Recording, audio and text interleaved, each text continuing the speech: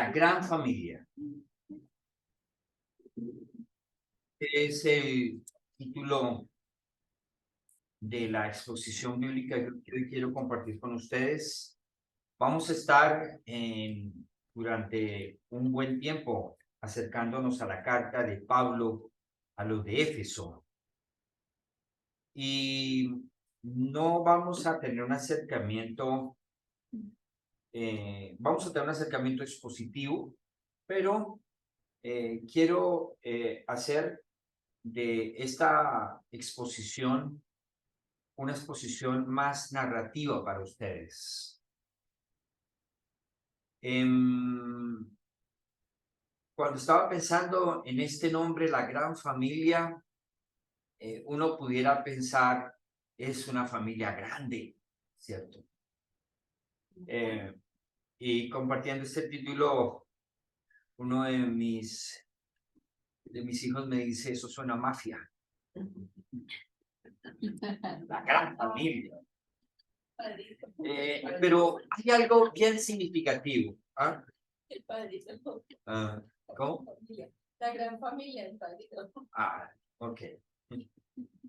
La gran familia no es grande por la cantidad, sino porque a quién pertenecemos.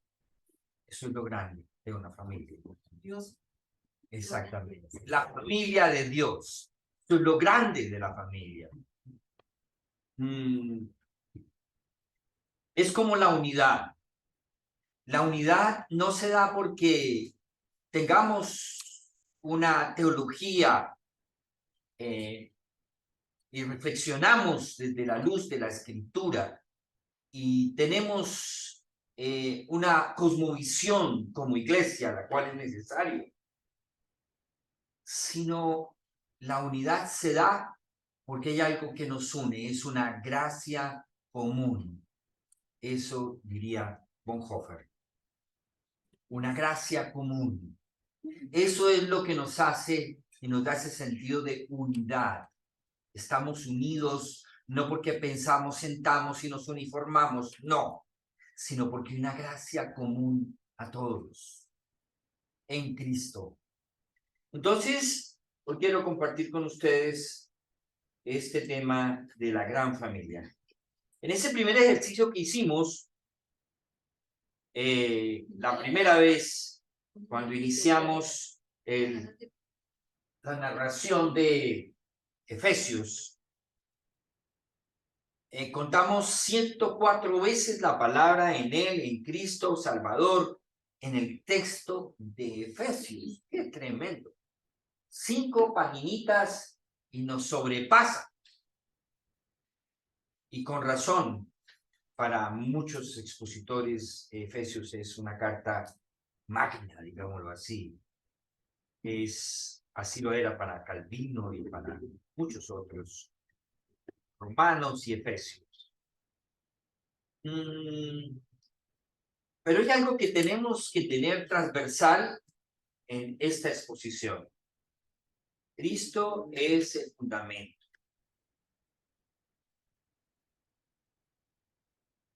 Cristo es el fundamento.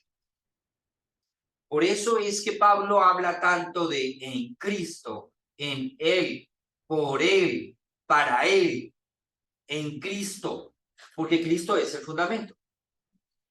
Y en Cristo es que fuimos elegidos.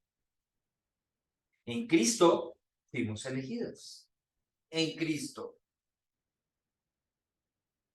Entonces, ¿cómo no adorar a Cristo? ¿Cómo no creer en Cristo? ¿Cómo no seguirle a Cristo? A veces hemos perdido nuestra identidad como iglesia. Hablamos más de nosotros, de nuestra doctrina, de nuestra teología que de Cristo. Y cuando evangelizamos o predicamos, queremos defender a la iglesia. Pero ese no es el discurso del evangelio.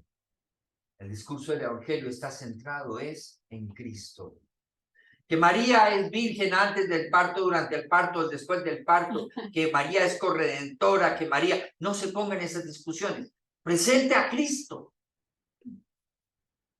Eso es lo que hacía Pablo. Entonces, el fundamento de nuestra elección, porque Dios nos eligió en Cristo. Entonces quiero que resignifiquemos algunas ideas que nos llevan a precisamente a tener una imagen de Dios que me parece que no corresponde a la revelada en el Evangelio y en las cartas de Pablo. Vamos al texto de Efesios capítulo 1. Vamos a Efesios capítulo 1, por favor. Tomen allí sus Biblias. Efesios capítulo 1.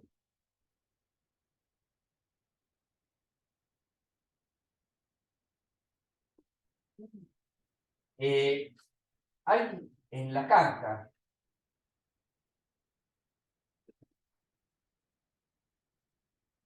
de Efesios, en el capítulo 1, perdón, el versículo 5:9. 5:9. Dice así el versículo 5. Capítulo 1, vamos desde el 4. Según nos escogió en él antes de la fundación del mundo, para que fuésemos santos y sin mancha delante de él, en amor, habiéndonos predestinado para ser adoptados hijos suyos por medio de Jesucristo, según el puro afecto de su voluntad. Quiero resaltar que Dios es un Dios de planes y de propósitos. La planeación es un elemento muy importante. Dios tiene un plan. Dios tuvo un plan. Dios tiene planes y propósitos. Por eso no somos como ruedas que giran así sin saber para dónde vamos. Cuando estamos en esa rueda suelta, entonces nos hemos soltado de la gran rueda. Entonces necesitamos conectarnos con la gran rueda. O a veces estamos conectados con una rueda que no está conectada con la gran rueda. Pareciera que a veces nuestra misión y visión no tiene que ver con la misión de Dios. Entonces, eso que hacemos o que creemos que somos no nos da sentido. Porque no estamos conectados al sentido del plan de Dios y el propósito de Dios. En la versión, nueva versión internacional, miremos, voy a leer en el versículo 5 y 9. Dice así el versículo 5.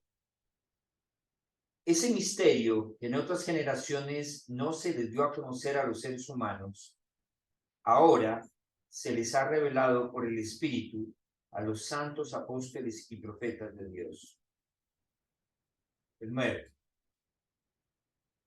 El 8. Aunque soy el más insignificante de todos los santos, recibí esta gracia de predicar a las naciones las incalculables riquezas de Cristo y de hacer entender a todos la realización del plan de Dios. Quiero que tengamos en cuenta en esta lectura, dice que Él fue escogido para hacer entender a todos la realización del plan de Dios.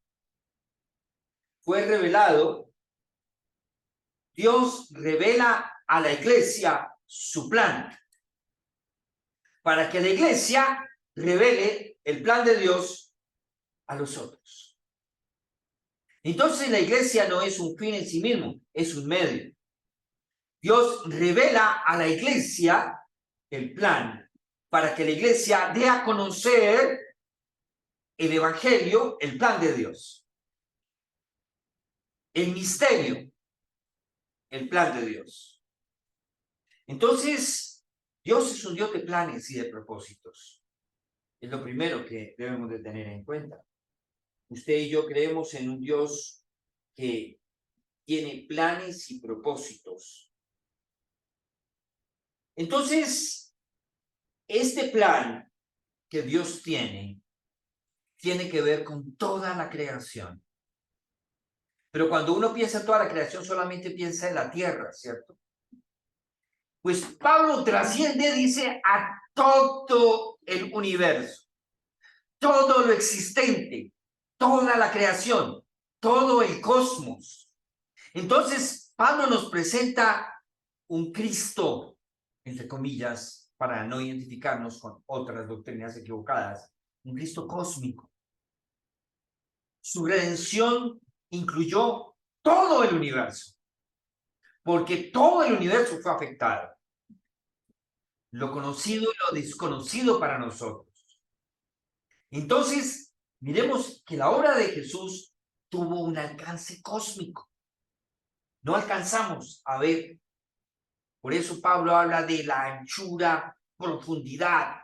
Pero también Pablo habla en su carta, hay 5 versículos en los cuales nombra los lugares celestiales.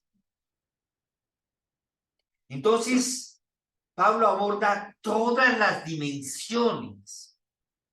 Por eso nosotros no podemos vivir en una espiritualidad interior.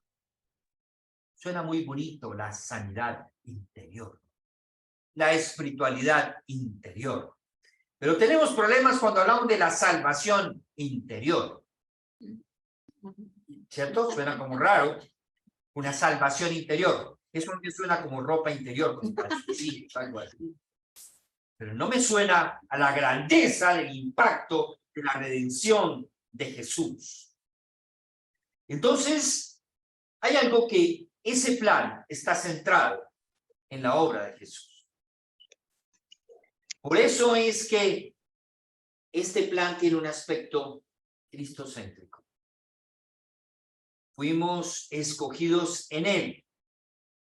Pero el propósito es reunir en él todas las cosas. Todas las cosas. Tanto las que están en el cielo como las que están en la tierra. Francis Schaeffer, sobre los años 70, fue un escritor muy leído. Porque Francis Schaeffer disenció de esa espiritualidad que se reducía al interior. Dijo, no. Cristo, en Cristo todas las cosas tienen que ser reconciliadas. Entonces, el proceso que usted y yo vivimos de sanidad es ese, reconciliar en él toda su vida. Toda su vida. Hasta lo más profundo, hasta la última célula de su ser. Hasta la última nanoparte de su ser, si podemos hablar como cosa. Entonces, el objetivo, por eso es que vamos creciendo. Él puso el fundamento. En ese fundamento no hay transformación, no hay redención, no hay conversión. La iglesia no puede ser el fundamento. La doctrina no puede ser el fundamento. El fundamento es la persona de Jesús. Entonces, si vamos a hablar de elección, porque entonces algunos se imaginan que Dios me escogió a mí, pero no escogió a mi hermano porque no se ha convertido, y Dios no escogió a mi primo, que es un malvado, ¿y por qué me escogió a mí? Es que yo soy bueno, mejor que el otro. No, así no funciona la elección. Este concepto de elección, predestinación, es muy diferente a predeterminación, que ya habíamos hablado. Dios no nos predeterminó, nos predestinó a ser personas conformadas a la imagen de Él. Jesús precisamente dijo, vosotros no me escogisteis a mí, yo os escogí a vosotros. Entonces, dice John Wesley en su libro Predestinación, que no se refiere a una determinación por parte de Dios, por medio de la cual ha decidido todo cuanto sucede en la historia de la humanidad. o en su historia. No se refiere a eso. Entonces, ¿a qué se refiere cuando dice que Dios me escogió? Que Dios conoció de antemano. De alguna manera, Dios conoce de antemano mis decisiones.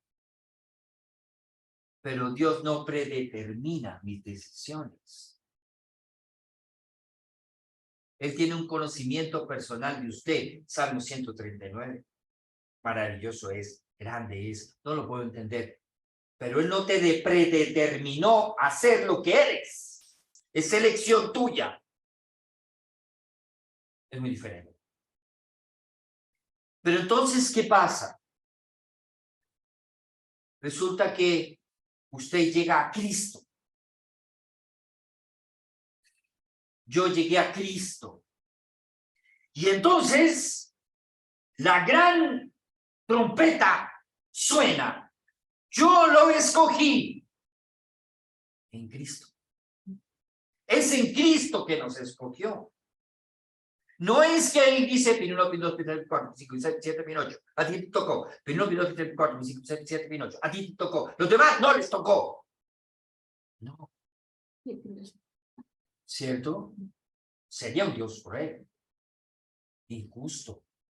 No. Es que cuando llegamos a Cristo, yo te escogí para que estás predestinada a ser conformada a mi imagen. En Cristo. Muy diferente. Entonces, ¿con qué nos encontramos? Dice Romanos 8:29, voy a leer un texto de Theo Donner, profesor del Seminario Evangélico en Medellín. Escribió este libro, La soberanía de Dios y la responsabilidad del ser humano. Entonces dice así, hay algunos que toman las dos referencias cuando se hace mención en Romanos 8:29, los que Dios conoció de antemano. Ese concepto de conocer, hay dos palabras del griego que al interpretarlas al español se tradujeron como conocer. Pero hay que diferenciarlas, puesto que una se refiere a conocer cognitivamente y la otra se refiere a conocer en forma experimental y personal. Entonces, cuando se habla de conocer, no se refiere que Dios conoció cognitivamente el futuro, sino que Dios conoció personalmente mis decisiones, mi conocer en forma personal. Entonces no se refiere, por lo tanto, a que Dios sabía de antemano quién se iba a salvar, sino que alude más bien a un conocimiento personal que Dios tenía de nosotros y por medio del cual ya estábamos relacionados con Él antes de nosotros saberlo o tomar la iniciativa. Este tipo de conocimiento tiene que ver con lo que dice Juan. En esto consiste el amor, no en que nosotros hayamos amado a Dios, sino en que Él nos amó y envió a su Hijo para que fuera ofrecido como sacrificio por el perdón de nuestros pecados. 1 Juan 4:10. Entonces, quería hacer, porque esta salvedad, porque en la carta a los de Éfeso vamos a encontrar este sentido. Y quería que tuviéramos eso en claro. El plan de Dios es reunir en Cristo todo. Entonces, allí surge esa imagen de la gran familia. Reunir en Cristo. Entonces surge el concepto de la gran familia de Dios. Pero el concepto de familia ya antecede Noten, Padre, Hijo y Espíritu es una familia. O sea que estaríamos en desacuerdo con la sociología que la familia es un accidente o una realidad que se inicia en la cultura. Antes de que la cultura existiese, ya existía la familia. La familia no fue predeterminada por una cultura. Ahora, que se expresa en un contexto social, sin duda. Que es una construcción social, sí, claro, pero no, su origen no está allí. Está en el corazón de Dios. Dios pensó a la familia antes que nosotros pensáramos en ser familia. ¿Ven las diferencias? Entonces, Él quiso reconciliar todo en Cristo. Miremos el versículo 10, un momento de Efesios. Dice, de reunir todas las cosas en Cristo. Así las que están en los cielos como las que están en la tierra. Miremos el versículo 20, un momento. Dice, la cual operó en Cristo, resucitándole de los muertos y sentándole a su diestra en los lugares celestiales. Sobre todo principado y autoridad y poder y señorío, y sobre todo nombre que se nombra, por eso adoramos con esta canción. Sobre todo principado y autoridad y poder y señorío, y sobre todo nombre que se nombra, no solo en este siglo, sino también en el venidero, y sometió todas las cosas bajo sus pies, lo dio por cabeza sobre todas las cosas a la iglesia, la cual es su cuerpo, la plenitud de aquel que todo lo llena en todo. ¿Cuántas veces encuentran ustedes la palabra todo? En esos versículos, cuéntenlas, por favor. Versículo 20 al 23. La cual operó en Cristo, resucitándole de los muertos y sentándole a su diestra en los lugares celestiales. Sobre todo, principado y autoridad y poder y señorío, y sobre todo, nombre que se nombra, no solo en este siglo, sino también el venidero, y sometió todas las cosas bajo sus pies, y lo dio por cabeza sobre todas las cosas a la iglesia, la cual es su cuerpo, la plenitud de aquel que todo lo llena en todo. ¿Cuántas veces? Todo. Por eso es que no podemos decir que estamos incompletos. Entonces deje de pensar que un hombre la va a llenar o que una mujer lo va a llenar. Estamos completos en él. Los demás son grandes regalos, bendiciones que tenemos. Los hijos, la esposa, el esposo, los padres. Pero tenemos que dejarlos en el orden que corresponde.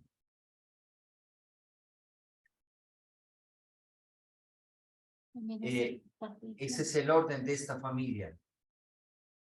No hay relaciones codependientes. Qué saludable. ¿Ah? Allí no hay relaciones psicodependientes. Nos hacen falta los otros, sin duda. Nos hacen falta. ¿Para qué? Pero eso no es lo que nos llena. Y creo que es difícil cuando nos hace falta aquella persona que es significativa o aquella persona que nos da significado también en una relación de pareja, en una relación como padre o como madre. Nos da significado a nuestro rol.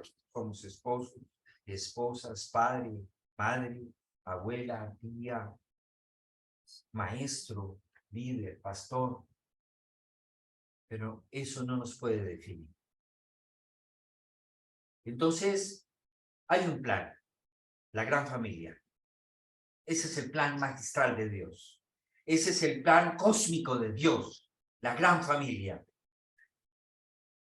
Entonces, Pablo usa palabras que tienen que ver con familia, padre de familia. Entonces nos encontramos con que, ¿de dónde sacó Pablo? Bueno, del Evangelio de Cristo. Entonces vamos a mirar Lucas, un momento, vamos a Lucas 14. Lucas 14, un momentico. Lucas 14.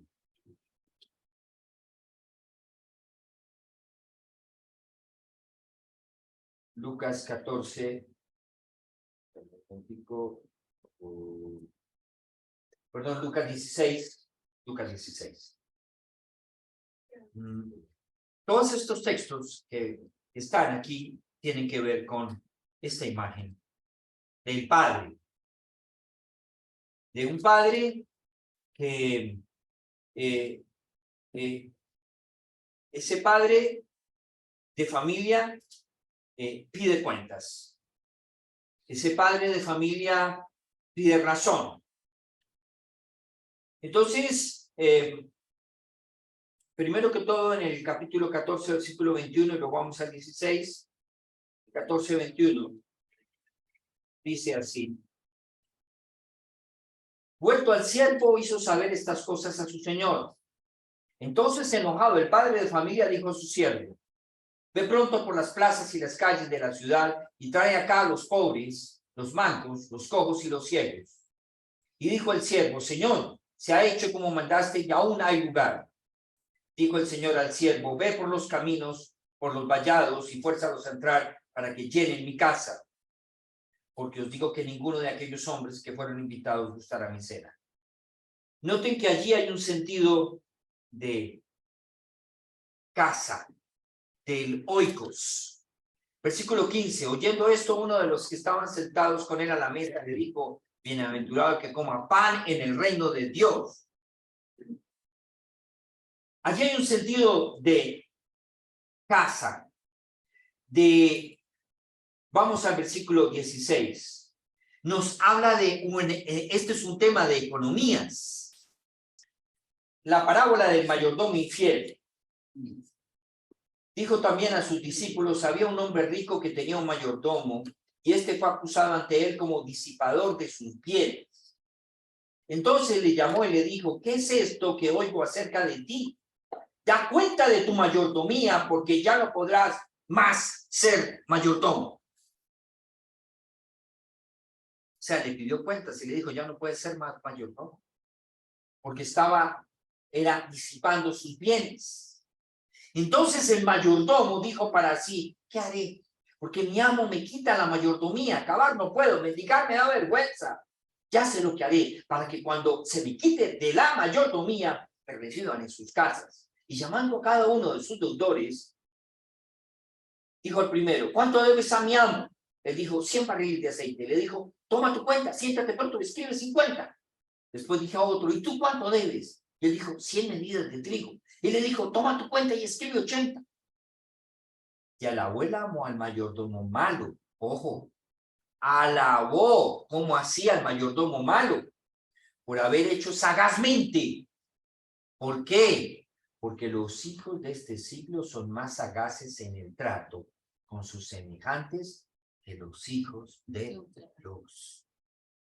Tremendo. Tremendo. Oye, ¿qué tiene que ver esto con la carta de Efesios? ¿Qué tiene que ver esto con la gran familia? Bueno, primero que todo, cuando Pablo habla de familia, hay una palabra allí que tiene que ver con el oikos, el oikeios. Pero este oikeios es de Dios. Entonces, vamos al texto de Efesios 2:15. Dice en la nueva versión internacional, miren las versiones que ustedes tienen, Efesios 2:15, dice: esa gran familia es la nueva humanidad. Ese es un eje central en la carta de Pablo. Dios tiene un plan magistral. En Cristo, Dios quiere hacer una nueva humanidad. Oiga, una nueva humanidad. Pues anuló la ley con sus mandamientos y requisitos. Esto lo hizo para crear en sí mismo de dos pueblos una nueva humanidad. Al hacer la paz. Uno de los propósitos de Dios es ese, una nueva humanidad. Unir en una gran familia en Cristo, reconciliando no tan solo en Dios, sino reconciliándose unos a otros. Por eso nuestra espiritualidad no es solamente Dios y yo y Dios, sino Dios, yo y los otros. Entonces, en Efesios 2:10 dice que somos hechura suya creados en Cristo. O sea que nuestra identidad no define nuestro pasado. Nuestra identidad nos define es en Cristo. ¿Cuándo nuestra identidad nos define a nosotros? Cuando no tenemos en cuenta a Cristo. Cuando nuestras acciones no son las que corresponde a ser creado, hechura suya. Sino que yo vivo sin Cristo, siendo de Cristo, entonces mi identidad, tengo un problema, la crisis de identidad. Porque entonces me defino por lo que sé, por lo que hago o por lo que tengo. Siendo de Cristo, no me defino de Cristo, sino me defino porque aparezco en las redes o no aparezco, porque tengo o no tengo cargo, porque terminé en una universidad o no terminé en una universidad. Y depende de qué universidad saliste. Eso me puede llevar a definirme cuando mi identidad no está en Cristo, claro. Cuando he pecado y no me arrepiento, eso me puede definir, claro, porque no estoy centrado en Cristo. Pero cuando estoy en Cristo, puedo encontrarme y saber quién soy, de dónde soy, para dónde vengo y cuáles son mis propósitos. Pero cuando una persona ha perdido su posición en Cristo, no porque la haya perdido, porque Dios lo haya quitado, sino porque ella no está viviendo, no está andando. Y eso es lo que Pablo exhorta a los de Éfeso. Entonces, miren lo que dice el versículo 19 en Efesios. Ustedes ya no son. Es un tema de identidad. Esta gran familia tiene una identidad. Ustedes ya no son extraños ni extranjeros. Ustedes son conciudadanos de los santos y miembros de la familia de Dios. Ese es un tema de identidad. Entonces somos hijos e hijas de Dios. Ese es un tema de identidad. Edificados. Oye, qué importante. Somos edificados sobre el fundamento de los apóstoles y los profetas, siendo Cristo Jesús mismo la piedra angular. Por eso hacemos tanto énfasis en el renuevo. En Cristo. Es en Cristo que comprendemos a Dios, es en Cristo que vamos al Padre, es en Cristo que comprendemos la Trinidad. Entonces dice, edificados sobre el fundamento, siendo Cristo Jesús la misma piedra angular. En Él, todo el edificio. Oiga, este es un tema, el crecimiento es integral. Todos crecemos en Cristo. Por eso es que tenemos que aprender a vivir en congregación, en comunidad en Cristo.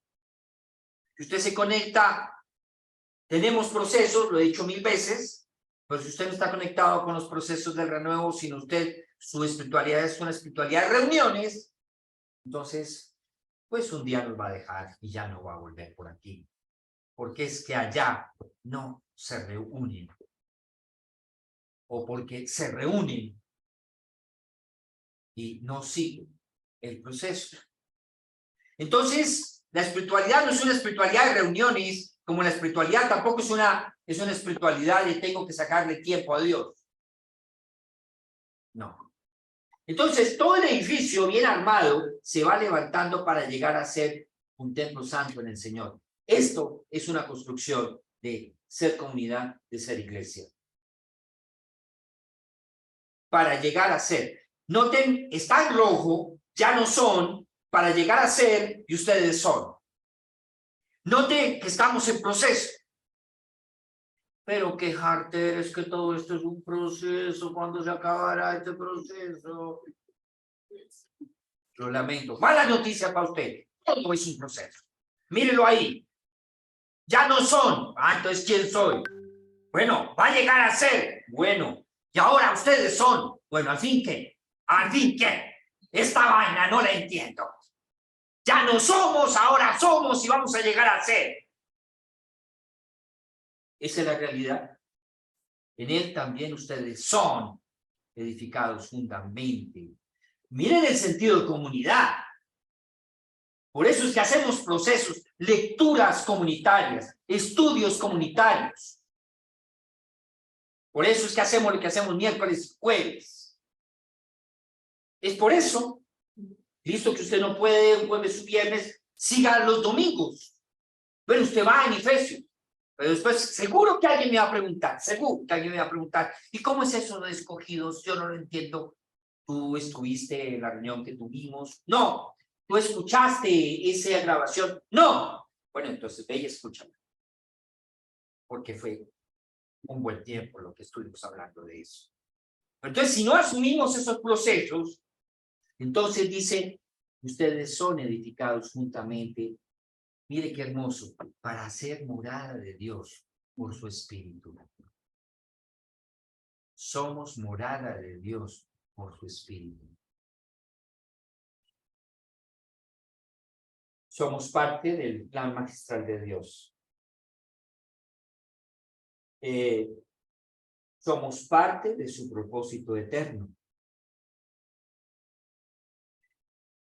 Dios revela a la iglesia su misterio, el evangelio, para que la iglesia se quede en un salero guardada, mirándose lo lindos que somos. Y no salimos al mundo porque nos contaminamos con el mundo. Esa no es la visión de Pablo. Dice, para que la multiforme sabiduría de Dios sea ahora dada a conocer por medio de la iglesia.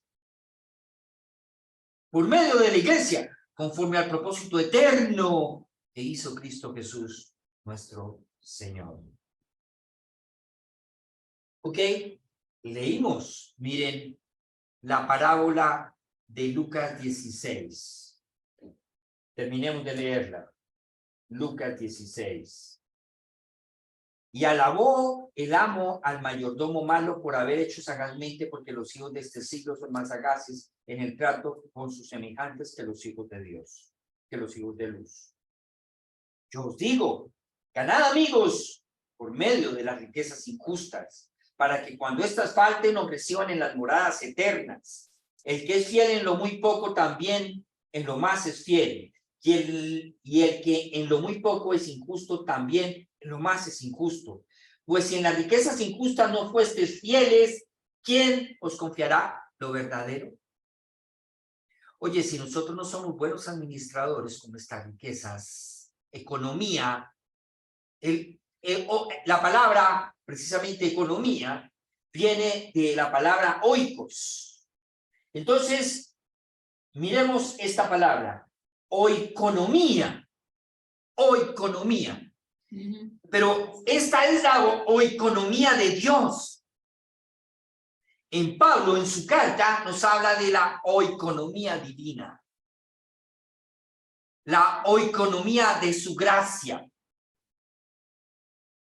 Qué interesante, la oikonomía. O sea que no podemos estar en dos oikonomías. O estamos administrando conforme a la oikonomía de Dios, o estamos administrando como se nos da la puerca gana. Pero esas dos economías no van juntas. Somos administradores de todo.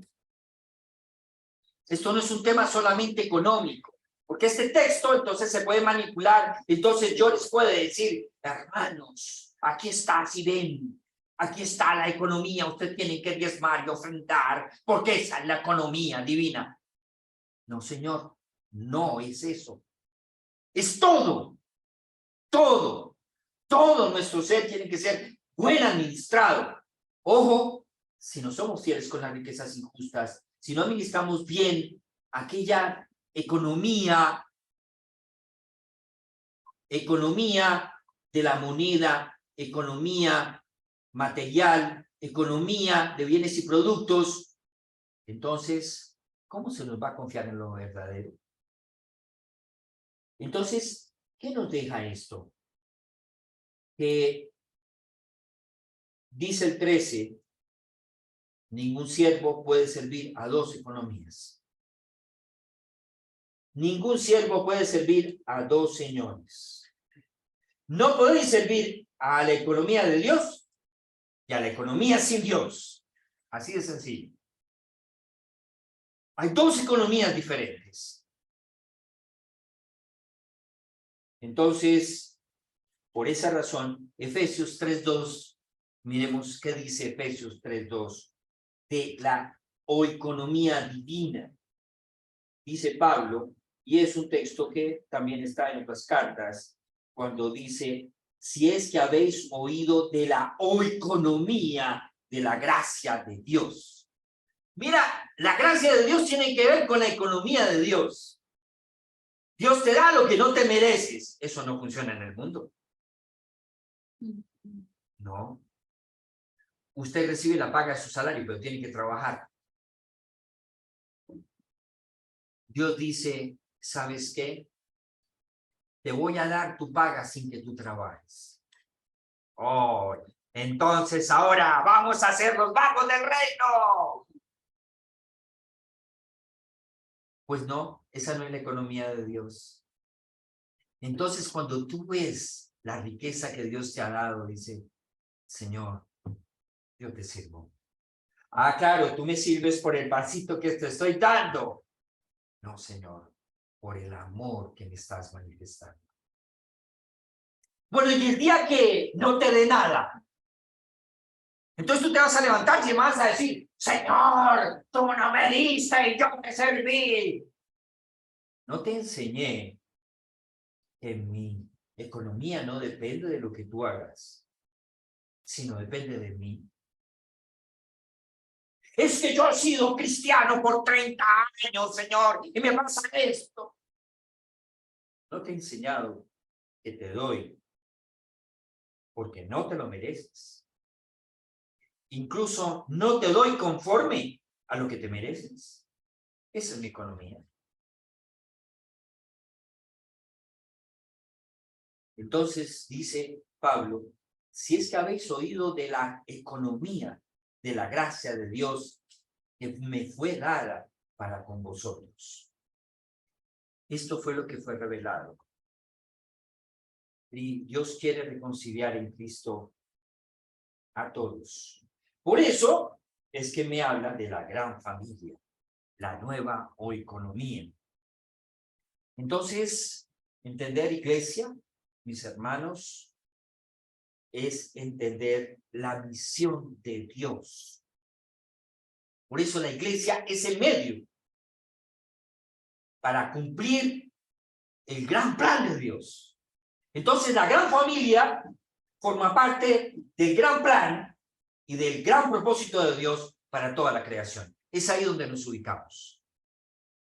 Pero cuando usted dice, Dios, a ver, ¿yo qué voy a hacer en la vida? Señor, yo quiero ser cantante, músico, psicólogo, ingeniero. Señor, muéstrame qué quieres yo. Un momento, a ver, ¿tú entiendes mi plan? ¿Tienes un plan, Señor? Si es que tú me quieres meter en tu plan, pero tú te has metido en mi plan. Ay, Señor, ¿tú tenías un plan? Sí, yo tenía un plan. ¿Tú quieres formar parte de mi plan? No, Dios, yo quiero quiero que hagas parte de mi plan, Señor. Pero formar parte de tu plan, no, Señor. No me interesa, Señor. Yo estoy muy ocupado. Tengo muchas cosas que hacer, Señor. ¿Entiende? Dios te dirá, no puedo darle un propósito a tu vida sin mí. No tiene sentido. Entonces, ¿cuál es el llamado que Dios me ha hecho? El llamado a ser pastor, ministro, Sí, Señor, quiero una gran iglesia. Bueno, yo no quiero una gran iglesia. Yo quiero que me sirvas con 20. ¿Aceptas eso? Y Señor, pero que digan nosotros pastores, Señor, que allá no se mueve el Espíritu de Dios. Quiero que me sirvas con 12. ¿O sabes qué? Quiero que me sirvas solamente proclamando, pero quiero decirte, nadie se va a compartir. Señor, ¿va a ser el ministerio frustrado? ¿Sin fruto? No, el fruto que yo quiero que tengas es esto. Tú eres mi fruto. Ese es mi fruto. Tú eres mi fruto. ¿Te parece poco eso? Señor, yo quiero ser tu fruto. Eso es lo primero. A veces nos ha importado más dar fruto y no ser fruto. Yo soy su fruto. Por eso formo parte de esa vida, esa metáfora tan hermosa. Pero queremos dar fruto sin ser fruto. O algunos dicen, yo ya desisto de ser fruto porque ya estoy viejita. Ya estoy viejito. Estos días me preguntaron que si me iba a pensionar. Pues sí, me voy a pensionar. Pero entonces ya vas a dejar de parar todo. Y no. Yo hasta que esté ahí expirando en el mueble en donde el Señor me quiera llevar, seguiré siendo su fruto. Yo no me pensiono. Para mí es una maldición pensar que me pensiono voy a dejar de servirle al rey. Maldita pensión. Si es eso, pensionarse. Así sea arrastrándome, pero espero llegar sirviéndole a él hasta el último momento. Y no que mi vejez es una excusa para su servicio.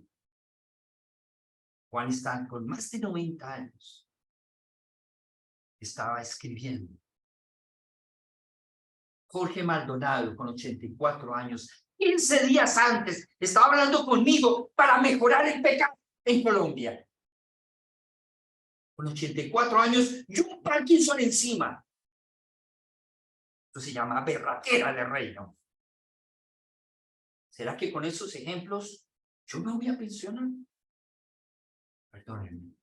Perdónenme por lo que voy a decir. Tienen gusto de adicciones. Charles Schiffer murió hace 4 días, 90 años. ¿Quién? Charles. Ah, sí, Charles Stanley. Eso pues. Sí. Pues, mis hermanas, muchos de los que integramos el renuevo estamos por encima de los 50, otros por encima de los 40, otros por encima de los 30. Pero somos un ejército. Termino. No podemos tener dos economías, o la de Dios o la del mundo. Nuestra misión como iglesia local debe estar en línea con la misión de Dios y sus propósitos, hermanos. Debemos de tener eso muy en claro. Oremos, por favor. Jesús,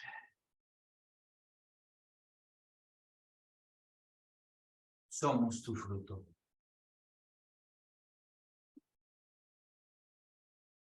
Somos frutos, Señor, para que otros puedan tomar. Somos pan, Señor, para que podamos ser partidos y dados.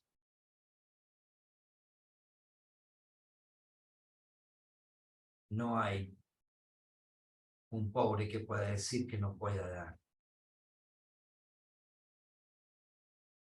Ni tampoco un rico que pueda decir que no necesita. Señor, que demos fruto, porque somos fruto. Gracias por hacernos parte de esta gran familia. donde el fundamento eres tú. Gracias, Señor, por formar parte de este plan magistral que tienes. Gracias, Señor, por entender nuestra misión y visión en medio de la misión de Dios. Gracias, Señor, por ese ser iglesia para otros. Gracias, Señor, porque a pesar de los tiempos y a pesar de la situación y circunstancias, hemos salido adelante siguiendo tu camino, caminando contigo. Eso es lo que nos permite no ser sobrevivientes, sino victoriosos en ti. Gracias, Jesús, porque tú eres el que le da sentido a nuestras vidas cuando nos conectamos con tu propósito divino. Que crezcamos como hermanos en ti, Señor. Como comunidad y como individuos, como personas, como seres humanos, como hombres y mujeres, a la medida, a la estatura de la plenitud. De la plenitud, Señor, que eres tú. Gracias, Señor. Amén. Y amén.